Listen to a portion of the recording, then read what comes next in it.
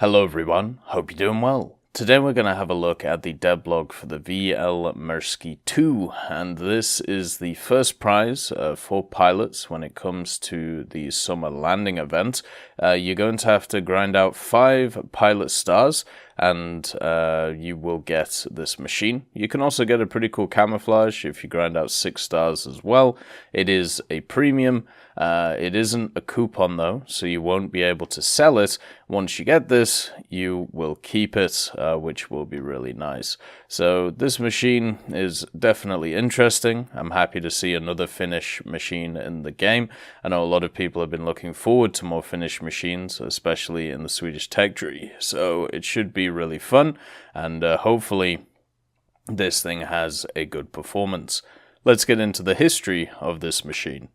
So before the Winter War, which was of course between Finland and the USSR, the Finnish military was looking to build its fighting strength in pretty much every single area, and that also included the Air Force.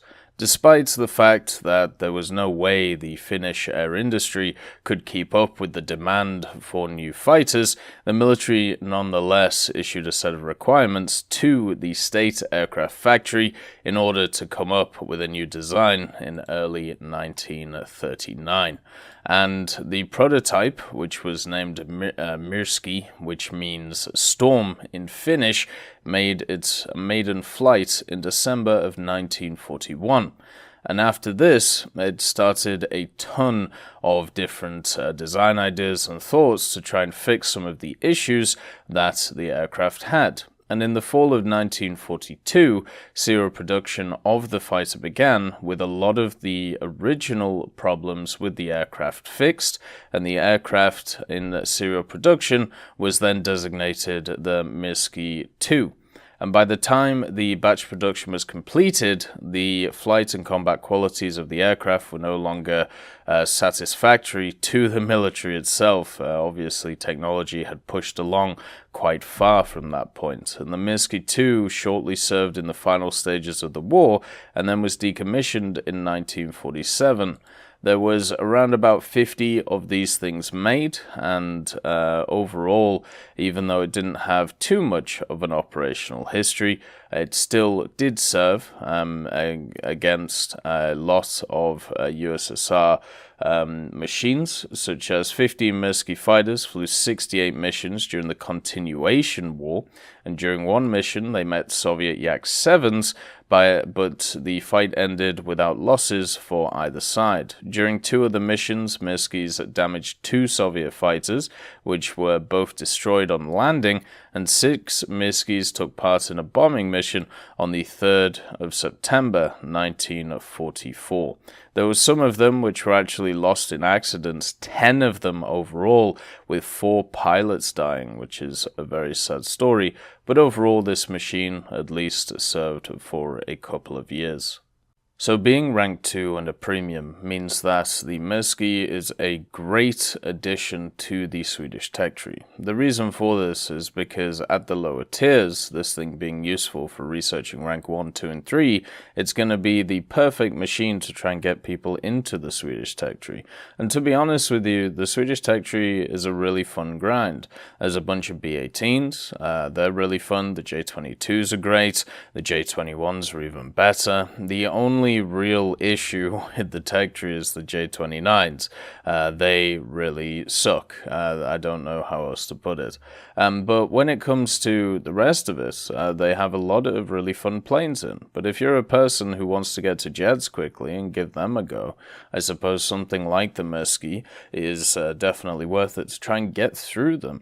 The Swedish tech tree overall is not that long either. It's pretty short, so you don't really need a premium like this to get through it, but it's still nice to have. And also with the fact that it does have the extra bomb load on it, that means that it can be useful in ground forces, and whenever or if naval forces come around for Sweden, then you can also use it in there. The main strength of this machine is going to be its firepower, just like a lot of other machines in the Swedish tech tree. It has access to 450 cals, the VKT LKK 42s, which are a unlicensed modification of the 13.2mm FN Browning M39, which is a very fun gun, and will follow the same ideas as that, as a lot of Swedish vehicles have, where they have a ton of firepower in them. The bombs themselves are 100 kilos, so they'll be fine to overpressure stuff, and also if you're good enough at, dropping them, it should also be pretty nice, so you'll do pretty well there. The engine on this thing is a Pratt & Whitney R1830 SC3G. It's the twin Wasp. It has 1,000 horsepower, or just a little bit more than that. It's definitely a engine which is pretty powerful. It's also used on stuff like the J22 and the B17 and 18 that you see in the tech tree already, so it's going to have good performance because it does on stuff like the J22. I feel like this aircraft is going to be one of those jack of all trades. It's going to be pretty good at everything. It's not going to be too heavy. It's going to overall be a decent pickup, and if you're going for the Buccaneer anyway, you're going to get this plus the extra little camouflage, which would be nice when it comes to the vehicle itself. It's the only vehicle, though, when it comes to the ones which are for this event, which doesn't really make a lot of sense. I don't really understand what this has to do with summer or landing, because if you have a look at the other ones, right, so the Buccaneer, it's a naval strike fighter, so there you go. There's the ideas in there. BMD-4 is an amphibious vehicle that can be dropped out of planes. So, once again, amphibious. Kachi, amphibious too. Avieri, literal destroyer. Bussard, also a ship. So when it comes to the overall theme of the event, I don't know where the Myrsky actually fits in.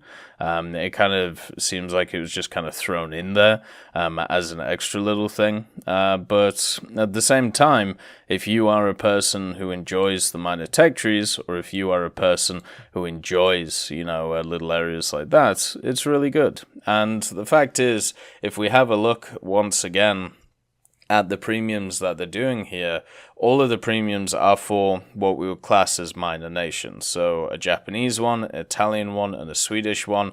And I'm very happy that they're doing this once again. So the premium vehicles go to the tech trees that, less people play than the major nations. And then the higher vehicles go to the nations that a lot of people do play. I think this is really positive. I'm very happy that they've done it like this.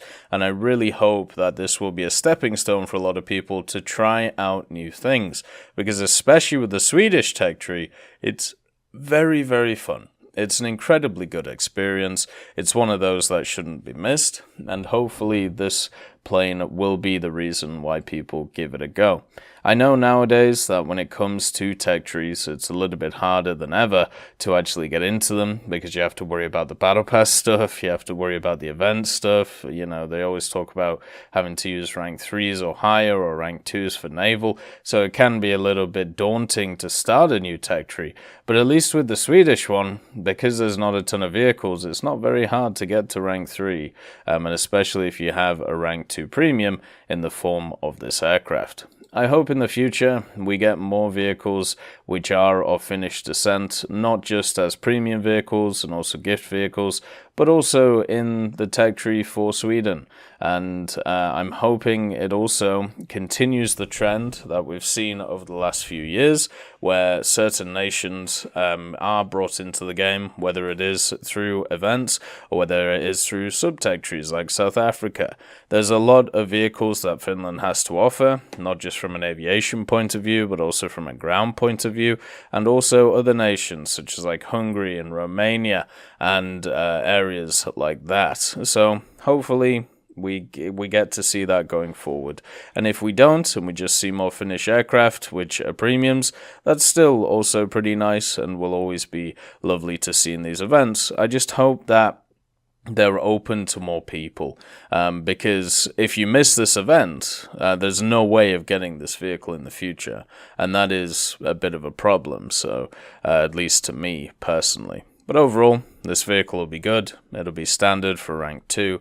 You know, it won't blow anybody away, but it will have good flight characteristics and it will have good guns. They're all centrally mounted, so you don't have to worry about convergence as much. And overall, it'll be a good vehicle. I hope you all have a wonderful day, and I'll see you next time. I'd like to thank BRFC, Swollen Ostrich, Teddy, John Ryman, Universe, Conte Baraka, Eugens Terry, Ambrosius McClellan, Daniel Stanton, Martinez, B. Young, Lafouche, Barine, and Samuel Schlick for supporting the channel.